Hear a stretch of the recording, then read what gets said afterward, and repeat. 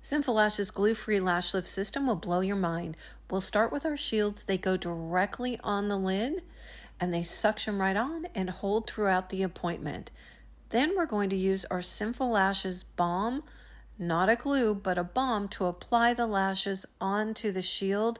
It's a vitamin-based balm that keeps the lashes hydrated. Super important. Then we're going to use our Sinful Lashes tool to separate the lashes onto the shield to get them perfectly straight and get beautiful results. We will use our Sinful Lashes tape, our silicone tape, on the tips of the lashes to hold them into place and apply step 1 from the base of the lash line up to the 50% mark, cover and process. It's very important then when we're removing step 1 to only use a dry product, nothing wet. Reapply any lashes that have lifted off the shield.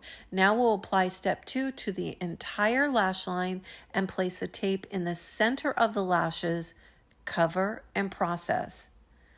Once we removed everything and tinted, we're going to use Sinful Lashes Keratin Aftercare to rehydrate the lashes. This is a product that you retail to clients so that their lashes do not get dry, brittle, or over processed. It's a beautiful product. Perfect results every time.